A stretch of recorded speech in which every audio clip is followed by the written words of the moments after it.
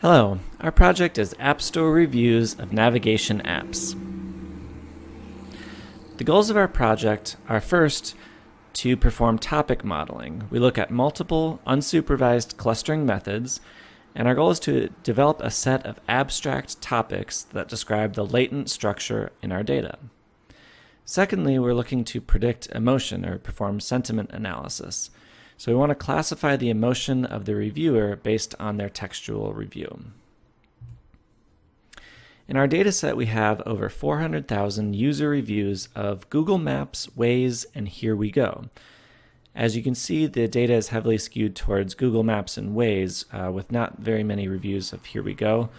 And these reviews are also split between the Google Play Store and the iOS Store.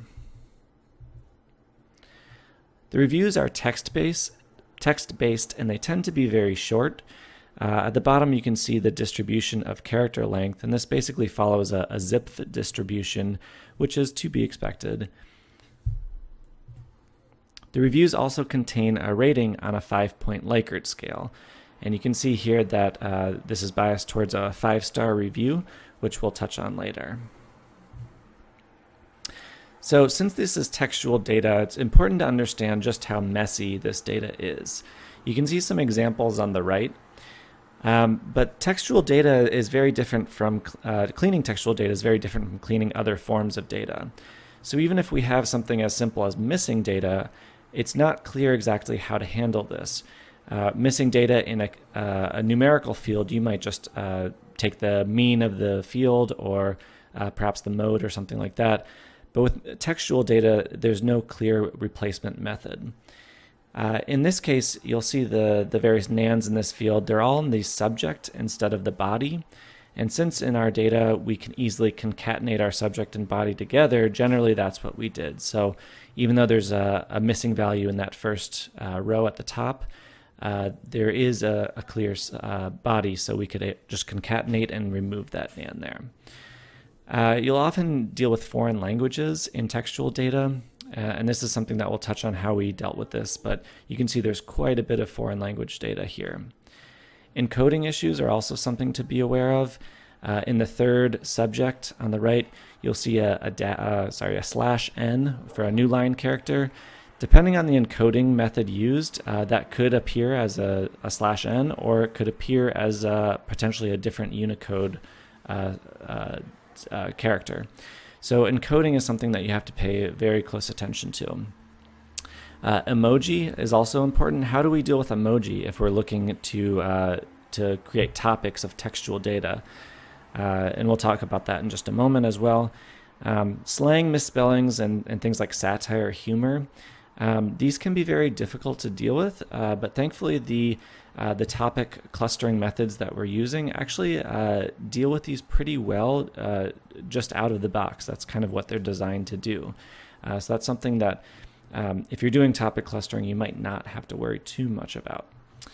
Finally, fake reviews are something that's important to mention. In this data set, we don't have any ground truth for true or false review, so it's not something that we could definitively handle here, but there's been quite a bit of research lately on how to find and understand and potentially get rid of fake reviews.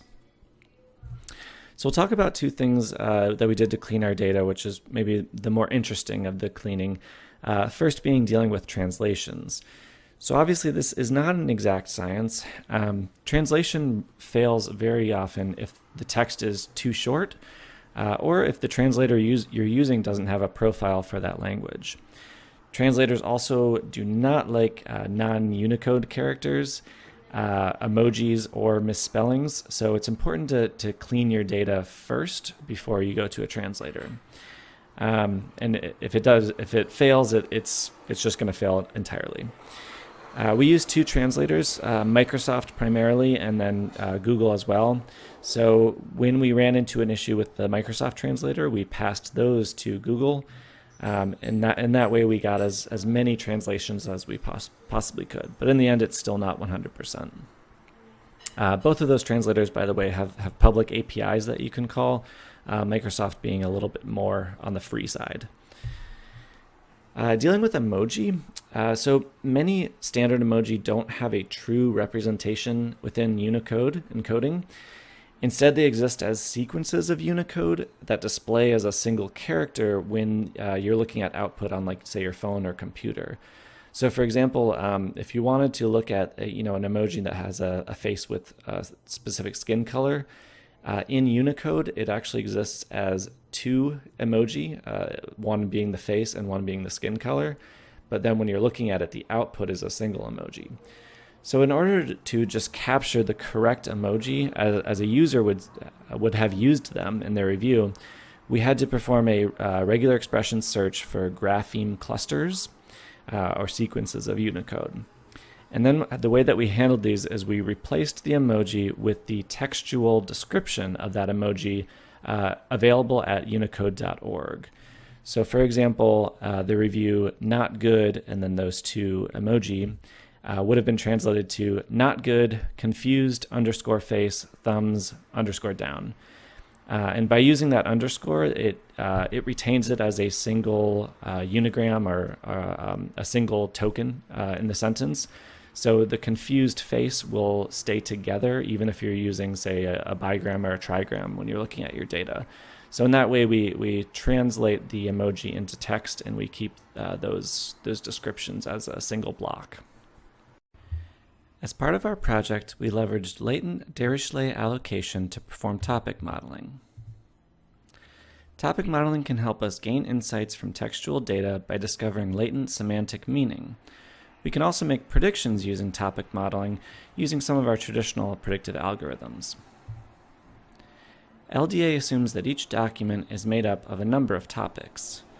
Topics are defined by the likelihood of word co-occurrence, and it's similar to soft clustering.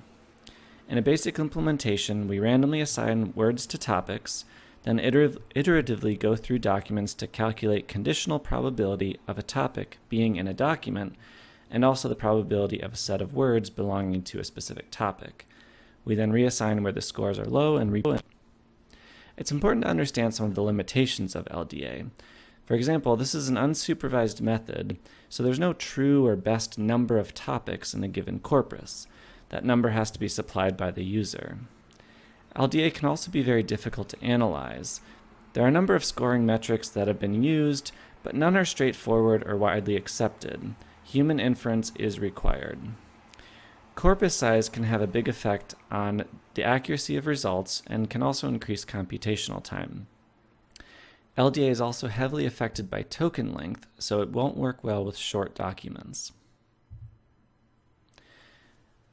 We used the UMass metric as our performance metric. It's a variation of pointwise mutual information that measures the degree of semantic similarity between high-scoring words in a topic. This assists us in creating human understandable topics. For more information, you can see Exploring Topic Coherence Over Many Models and Many Topics by Stevens, Kegelmeyer, Andrzejewski, and Butler. In our data, we needed to overcome bias in ratings and token length. Our data was heavily skewed towards positive reviews, and those reviews tended to be much shorter in length, which, if you'll remember, is a problem for LDA. To overcome, we undersampled with a higher probability of choosing longer reviews. As hyperparameters, we looked at a number of things. First, we tested topics from a range of 3 to 49 with a step of 3. We also looked at a number of n-grams, including unigrams, bigrams, and trigrams. For cleaning methods, we started with a base method, which removed case, punctuation, and stop words.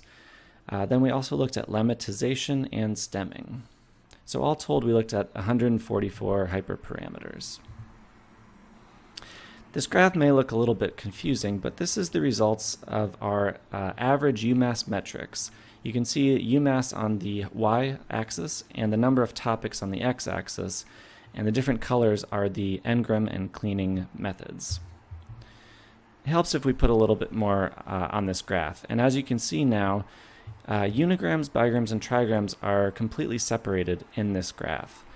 It turns out that UMass is not a good metric for comparing different n-grams, and this is because UMass is based on the count of terms inside of a corpus. So unigrams are by default going to appear much more often than bigrams or trigrams. So it turns out that that isn't a good comparison. However, the other comparisons between numbers of topics and the different cleaning methods are valid comparisons. So in order to analyze, we looked at unigrams, bigrams, and trigrams and tried to find the sweet spot in the middle of all of those. We ended up going with a stemmed bigram model with 21 topics. The reason we chose stemming is because that stemming outperforms the other cleaning methods throughout all n-gram types, unigrams, bigrams, and trigrams. And then 21 topics for bigrams seem to be a little bit like a knee for bigrams, where if we went any further, the UMass metrics seem to dip quite heavily. As an example of a topic from our chosen model, this is topic 6, and you'll see that at the top we applied a human inference to name this traffic and hazards.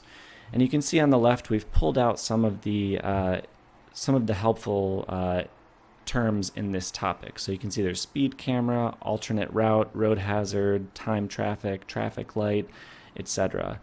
And some of these, they might look like misspellings, but this is a result of the stemming model. But as you can see, this topic does seem to have coherence. There's quite a few words that are all about either traffic or hazards. And this is what we mean when we say we're looking for topic coherence. A human being can actually apply a name to this topic. As another example, topic 18 seems to be all about routing. So there's avoiding traffic, change route, fastest route, etc. And topic 19 seems to be mostly about GPS signal, especially when that signal is lost or you're in a foreign country maybe and the signal isn't as strong. So you can see in this bigram stemmed model with 21 topics, we do have topic coherence. But you'll also notice when you're looking at these word cloud images that there's plenty of noise in here as well, and that's something that we could potentially work on to improve for the future. One really great thing about LDA is that we can look at the importance of terms within each topic. So we can call this term dominance. And in this example, each of the squares here represents a topic, and the importance is what's shown on those horizontal bars. So you can see that some documents tend to be sharing importance quite well, whereas other topics, for example, at the top left, are really dominated by a single term. So on the top left, that term, if you can't see it, is ha-ha, which although interesting, doesn't really help us if we're trying to look at reviews of GPS navigation apps. So this might be a good way to check for possibly ways to improve our stop word list. Maybe we could remove ha from the model entirely, and that would help us produce better topics in the future. Finally, if we do want to use LDA for classification or regression, the easiest method is just to output the probability of each topic appearing in each document. So this is an example of what that might look like. We can see the topic probabilities are numerical data, so we could scale this any way we want, but we're not necessarily required to use categorical data with topics. And that's one really nice feature of LDA. Hello everyone, my name is Shreshtha and my work here was topic modeling with word embeddings. So I've experimented with two most popular algorithms in this space, word2vec and doc2vec, and the idea here was to cluster the word embeddings as learned by word2vec to find interesting topics, and cluster the document embeddings learned by doc2vec and extract frequently occurring words in those documents to create topics. There is some amount of data preparation that went into this. So for starters, every review was treated as a separate document, and the data set was divided into test and train. 200 for word2vec and 2000 for doc2vec. Reviews that were longer than 1000 words were ignored on the assumption that they are bogus. Basic cleanup like punctuation removal, downcasing, stemming, lemmatization, and stop word removal, although it was seen down the line that stemming, lemmatization, and stop word removal was not giving any additional advantage to the model. The last one that I used was bigram and trigram phrase detection. So frequently co-located words were replaced by a phrase. So if we had New York occurring frequently in the test, then New York, two separate words, new and York, were replaced by new_York, and now they are treated as a single word. Word2Vec is a neural network that is trained to reconstruct the linguistic context of words. So given a huge text corpus as input, it learns n-dimensional vector space and creates vector representations for the words in that space. It works on the principle of distributional semantics. So the words having similar distributions have similar meanings. So words occurring around the same context or pivot word in this algorithm tend to be similar. Comes in two flavors: continuous bag of words, where we try to predict the current word given a window of surrounding words, and skipgram, where we try to predict the window of surrounding words given a context word. Now skipgram weighs the words that are closer to the context word heavily, while CBOW doesn't give much importance to the order of words. Various hyperparameters are available, but the important ones are vector size, or the size of the embedding space, and as the size increases, the quality of word embeddings increases. Learning rate, window size, is the number of words that occur before and after the pivot word. Negative sampling is like saying that in addition to predicting the words that should occur around this word, we will also predict a definite number of words that should not occur around this word. And subsampling handles the downsampling of more frequently occurring words. Now Doc2Vec works on the same principle and has similar hyperparameters and similar flavors, but the only difference here is that in addition to learning the word representations, it also learns the document representations in the same vector space. So if we say that the word representations are the concept of a word, then document representations are the concept of a document. Now, in my experiment, I found out that CBOW showed better results when I treated each word as individual tokens, or when I or you can say that since reviews tend to be short and not syntactically correct, it is difficult to predict the context words given a pivot word, which is the skipgram model. However, when I prefed the model with phrase detection output, skipgram produced much more meaningful clusters. As for Doc2Vec, I found out that it was inferior to Word2Vec, and both the flavors were performed equally. So I evaluated Word2Vec on 3 matrices. So the first one was analogical reasoning. This is the general practice of evaluating such models, and I used the generic dataset produced by Google when they published Word2Vec for evaluation of my model. The other one was test sentence prediction accuracy. So the GenSim package also provides a method which predicts the output word given when given the surrounding words, and I use this method to predict each and every word of the sentence, and then build up the accuracy if the sentence prediction is correct or not. And I use the probabilities that were spitted by this particular method to compute the corpus perplexity by using the individual word probabilities. And the final evaluation, which is common across Word2Vec and Doc2Vec, was the clustering output. So the better the topic extraction, the better is my model. For Doc2Vec, actually I did not have any such matrices, and so my accuracy was mostly done by visual comparison. So I compared the the texts of the documents that were rendered similar by the model. Then I inferred the test sentences. I created the vector representations of the test sentences, and then spitted the similarities, and then visually compared the similarities between the documents that are similar to the test set. And the third one again was the clustering output.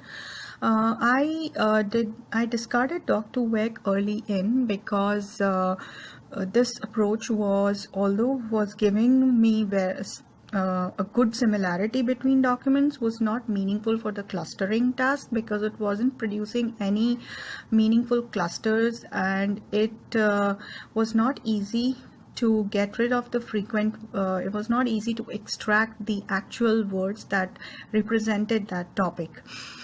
So the final model that I created was a word-to-vec model with pre-fret trigram phrase detection and a window size of 200, skipgram model, negative sampling of a word-to-vec model with a vector size of 200 and a window size of 10, negative sampling of 2 words, and alpha of 0.018. As you can see on the slide, this model gave me an accuracy on the analogical reasoning metric of 11%, but the test sentence prediction was satisfactory at 77%, and the perplexity was the lowest that I got in all of the models that I created.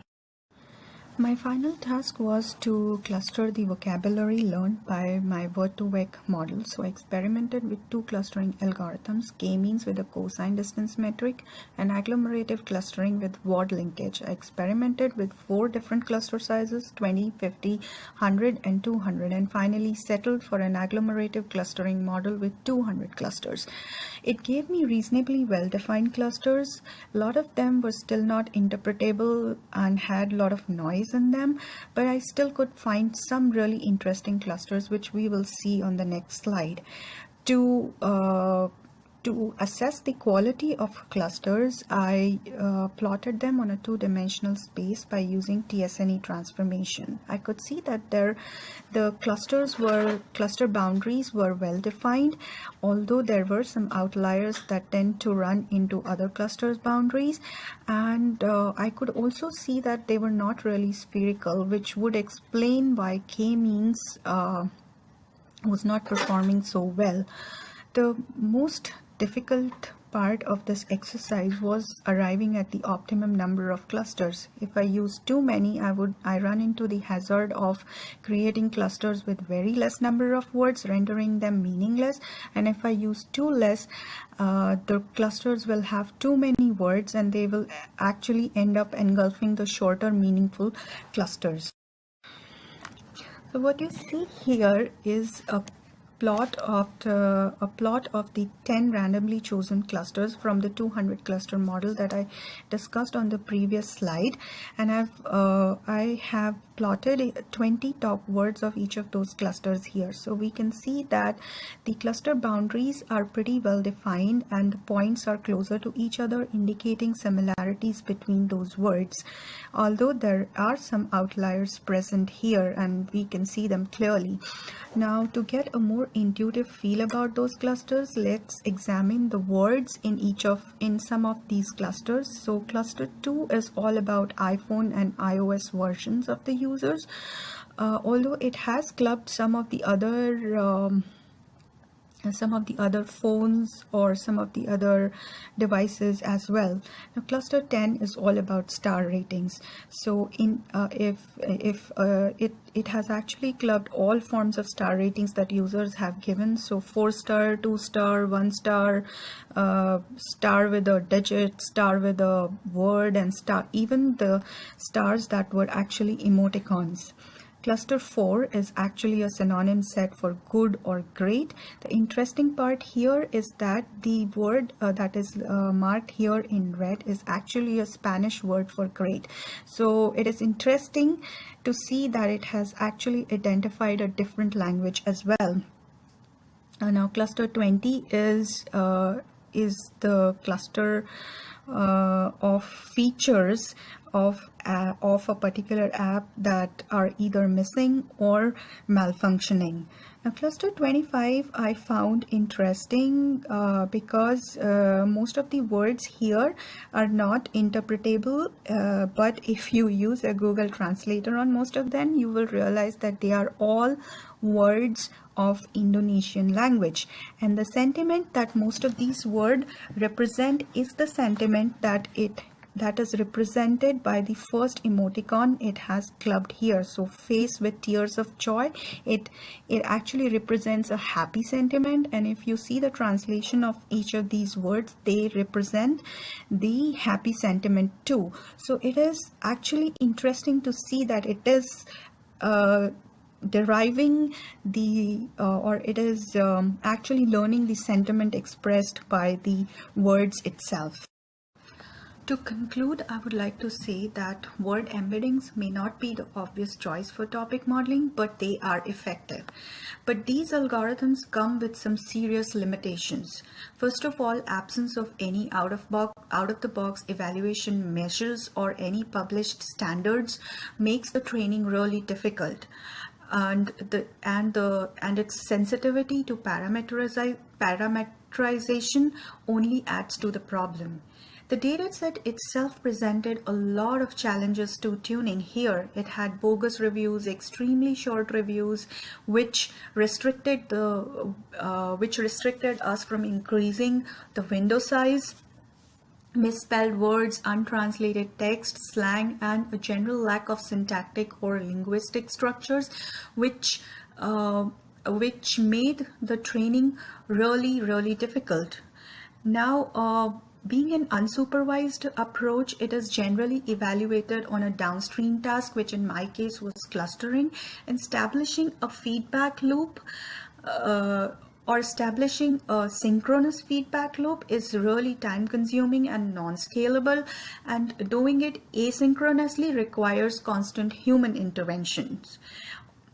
Although with such serious limitations, still we were able to discover some understandable and interesting clusters, although I would say that most of the top clusters or topics that we discovered were noisy mostly. However, there is one thing that is missing the most in this experiment is a way to rate the words within a particular cluster, and which comes really handy while visualizing a particular topic. The second thing that I would like to say about this, about my model, is that this model is very specific to the problem at hand. It may generalize to the domain of navigation app reviews, but it definitely cannot be extended to any other domain until we provide sufficient amount of data to this model so it can generalize well. The final task that is missing from this experiment is a way to convert these topics into a topic to document probability matrix, which then finally can be fed into any sort of classification or sentiment analysis task. Thank you. Hello everyone, my name is Meghana and I worked on sentiment analysis for this project. Sentiment analysis is basically used to determine the opinion or emotions from a bunch of words or sentences. The idea for this analysis was to calculate polarity scores of the reviews, train a classifier to predict the sentiment of the review, and compare its performance to the sentiment obtained from the polarity scores. The data used for this analysis was checked for misspellings and lemmatizzations. Some reviews consisted of numbers and some couldn't be translated properly, so these reviews were not of much use in the analysis. To calculate the polarity scores of the reviews, I use the Vader library in NLP package and use the sentiment intensity analyzer function. This function gives a positive, neutral, negative, and compound score for each review. To segregate the reviews, I use the compound score. So if the compound score is equal to 0, then it's a neutral. If it's greater than 0, then it's positive, and if it's less than 0, then it's a negative review. Here you can see the distribution of reviews, and it can be observed that there's a lot of imbalance between the numbers of types of reviews, positive reviews being the majority of the in the total data set. I stored all the scores of the reviews into a data frame and created a separate column called sentiment to store the sentiment of each review in the same data frame. Here 1 indicates a positive review, 0 indicates a neutral review, and -1 indicates a negative review. Next, I applied the tokenization process to the reviews in order to break the sentences into words to get meaningful tokens. I've also dealt with the stop words like the, is, and, what, because these words would not be of much use in the analysis. And to get the most common positive words and their frequencies in the positive reviews, I use the frequency distribution function. So these are some of the most common positive words and their frequencies in the positive reviews. For example, the word good appears about 60,000 times in the positive review, and this can be seen from the plots on the right side. The first plot is just a representation of the words and their frequencies, and the second plot is a log plot. And these are the most common negative words and their frequencies in the negative reviews. And the most common negative word in the negative reviews seems to be app, which has been repeated about 10,000 times. So the next step was to train a classifier, and to get for that to be done, I transformed the reviews of words into features, because the classification algorithms can only work with numbers. So I use the count vectorization function for that purpose. And the main problem here was to deal with class imbalance, because there were a lot of positive reviews compared to the negative reviews. And for that I use the undersampling technique, because it is computationally more efficient. So I implemented the naive-based classifier and the logistic regression to predict the sentiment of the reviews, with sentiment being the target variable. As you can see, the accuracy of the naive-based classifier was around 86%, and that of logistic regression was around 89%. So logistic regression performed better in this case. Content-based recommender modeling for navigation app store review, NLP project. So this is a subsidiary of an unsupervised learning through topic modeling. So before we go into this content-based recommender modeling, let's see what is a recommender system is all about. So the recommender system is a system that guides the user in a personalized way to find a useful finding in a large user item space. So it is most based on the personalization, mainly focuses on personalization of an item. So the process it follows is the interactivity. That is, a user, once he logs into an application, rates an item. So he rates a multiple items. So once he logs out and once he log in again, The application understands the user and personalizes his choice by suggesting few other items which he has not rated before, but he likes the most. So the results are very interesting and the useful object of the findings based on the space explored already. So we have come across various recommender, right? Like Amazon recommender, okay, which deals with user item space, and Netflix, a movie recommender, which deals with user movie space, and Google News and Apple News, which deals with user and news space. So why we need a recommender in an NLP project? Since the feature in these navigation apps vary from country to country. For example, let's say the development of Lyft carpooling like Uber or the Lyft carpooling in Google Map US makes a great sense. However, it makes no sense when the same is implemented in Google Map India because there is no company called Lyft in India. Thus, it is not just enough for a navigation app development company to just identify the topic of users' interest and improve the product in general, but it is also equally important in knowing if you are dealing with right users in right region at the right time with the right feature to be a market leader. Thus, there is a need for personalization in app based on each country and in fact each region too.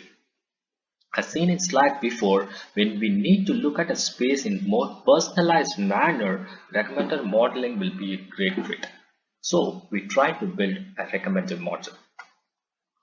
But why have we specifically chosen the content-based recommender? So the most common form of recommender we have heard is the user and the item-based collaborative filtering. So to build a collaborative filtering, we need a user item rating. That is, we need data where a same user has rated different apps based on his previous usage. However, in our data set here, we do not have a user space. Each app review that you see here was done by a user whose identity is unknown. Only information we have is the app name and the review which has been given by a user. So this is our sample data set after cleanup. I'll come up to this cleanup process and implementation later. Thus, after we clean, we are just left only with an item space, that is, it has an item ID and the item description or the review which is given by the user. So to build a recommender model based on item space and to recommend our app to a new user, we should look from an angle on how our app will fit the user's item search. Thus, it is necessary to study the items review very well to find a personalized finding and for which the content-based recommender modeling is the best fit. So content-based recommender do a personalized finding based on items review provided by previous users and correlates new users search and suggest an app to them. Did you get it? So what is the goal of content-based recommender in NLP project, in our project here? So we as a team in Navigation App Company were also quite interested to look at the development of the app from both user perspective and as well as from the industry's production cost perspective. Apple does this. We were interested to build a simple content-based recommender modeling after our extensive topic modeling to see who are our close competitors in item space for our app in a navigation space and how our app would get recommended for a new user based on the existing user's review. Which country has a close user review and hence have similar taste of interest in order to conduct efficient A/B testing. So the question 1 would help the company to understand the competitors better.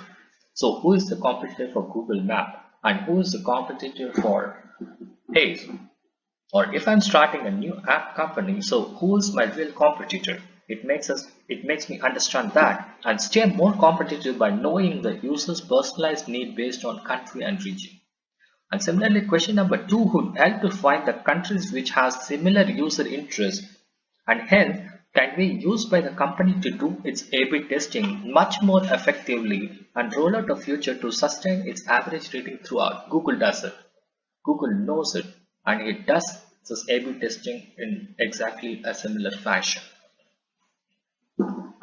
So now we know why we are trying to build a content-based recommender system in our NLP project.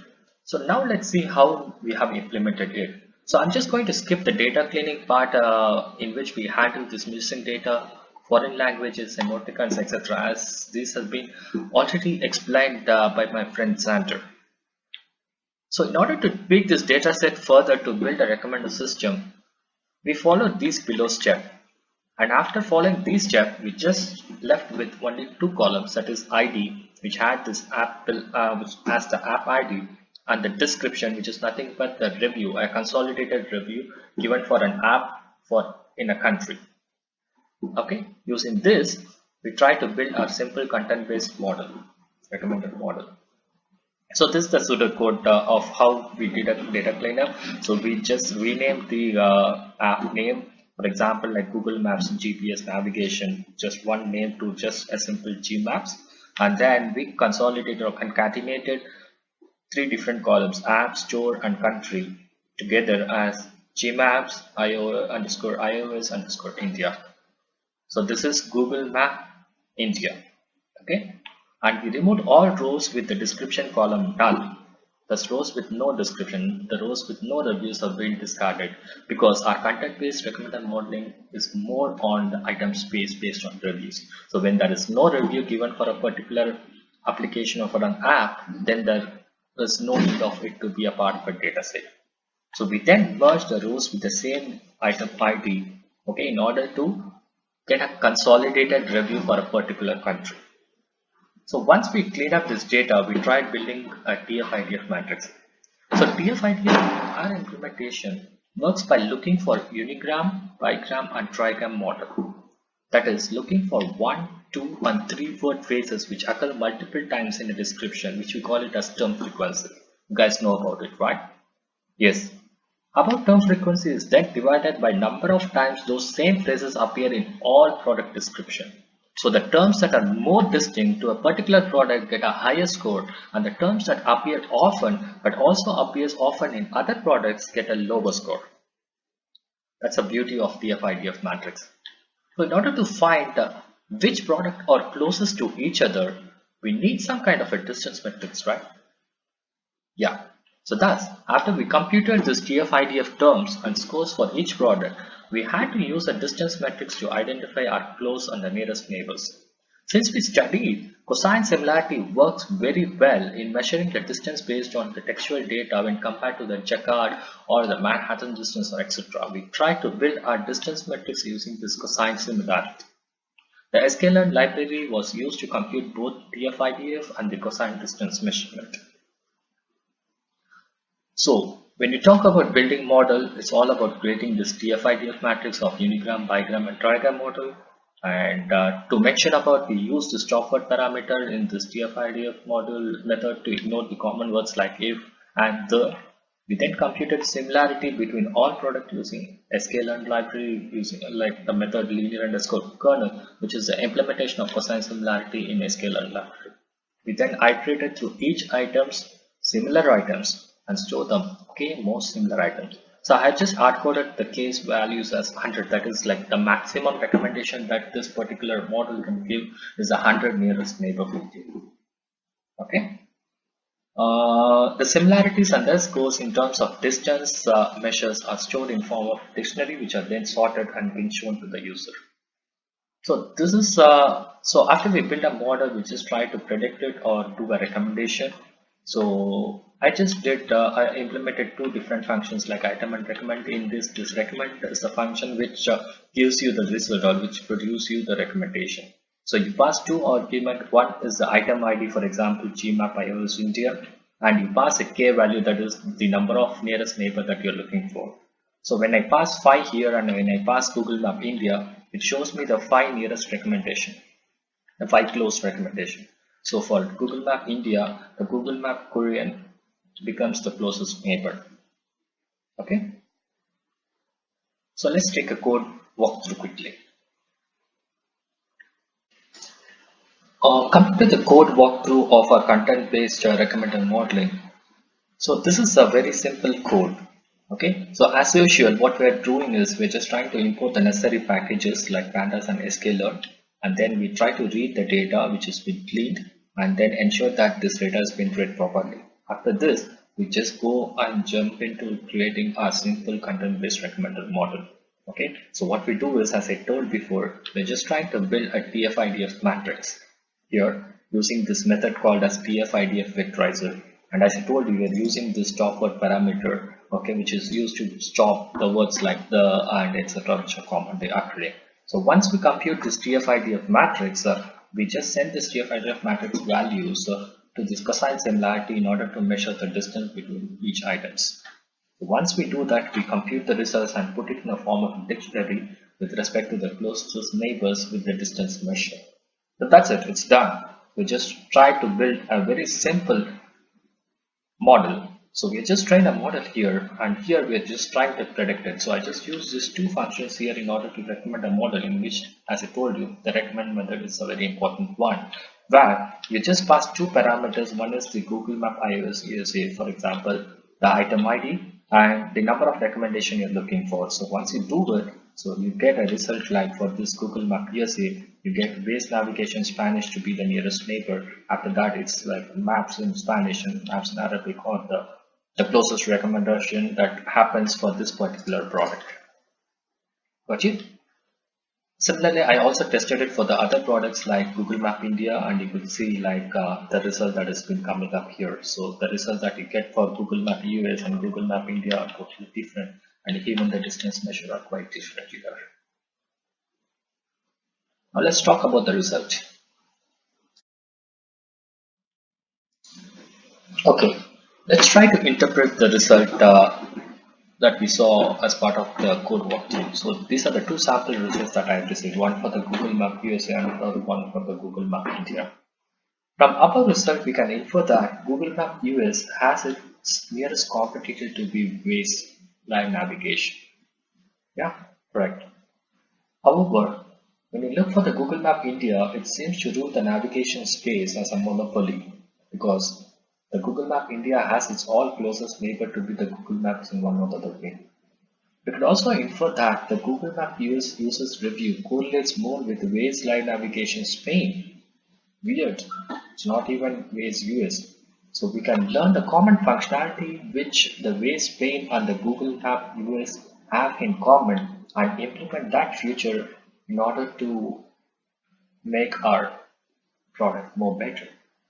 The Google Maps being the monopoly in India, we see the users review of Google India is quite similar to the review given by the Maps user in Korea, Spain, UK, France, and Brazil. Thus, from a testing perspective, if we need to roll out a A/B testing for a region-specific feature, we can do that for all these countries together, for India, Korea, Spain, UK, France, and Brazil. And if you want to look at it from a clustering perspective, all these countries have a right-sided product. Now coming back to this drawback and improvement that can be done, since our focus was to create a prototype content-based recommender engine, we did a very simple implementation of it using the sklearn library and using the cosine similarity measure to compute our k-nearest neighbor. However, we can even build much more complex model using few sophisticated algorithms like XGBoost in order to improve our model accuracy. And we are quite aware that we haven't furnished the model evaluation because our considerable effort was given on data cleaning part to build a basic recommender in order to do and show a sample recommendation how it can be used in a navigation space like this. However, as part of our final project, we would most likely include the evaluation result of this model. Also, to increase the performance of this model, tweaking the hyperparameters like n-grams can be done. So far in our implementation, we tried only with unigrams, bigrams, and trigrams model, but we can play with this in order to improve the efficiency and accuracy of recommendation. We can also improve the model better if user space is exposed in the dataset. When a user space is exposed, we can build a user-based and an item-based collaborative filtering and finally ensemble all these three models to build a final hybrid model which can improve the recommendation score much more than what we see now.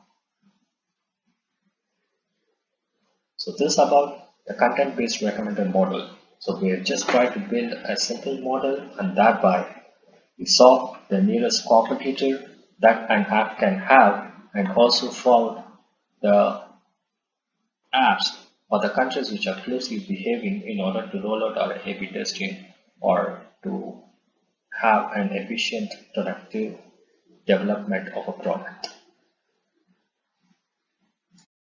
To summarize the whole NLP project, we started with a navigation app review data set of about 400,000 reviews, and we chose to perform different tasks on it in order to learn and understand different applications and methods of text analysis.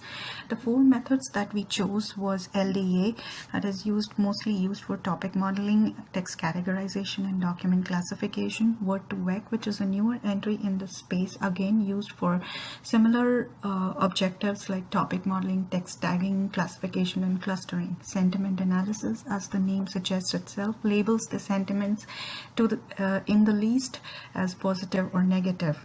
We also built a recommender system which was intended to understand the users or competitors of a particular navigation app company per country or region, evaluating their A/B testing rollout and identifying potential markets for features and future developments. This dataset itself posed a lot of challenges for us: short and noisy reviews, reviews in different languages, so translation was a big headache, removal of emoticons and non-Unicode characters, slang, misspelled words are just a few of them. Each of these affected each task in varying degree. At some point, every task became computationally intensive and inferences were not straightforward. This data set and its nuances had a considerable effect on our choice of algorithm and evaluation metrics. In the end, we felt that adding some more reviews and finding relevant opinion segments, development of corpus-specific stop words would have greatly improved topic modeling, while getting the original sentiment tags would have helped us build much more classes than positive or negative in sentiment analysis. Similarly, exposing the user space would have greatly benefited the recommender system.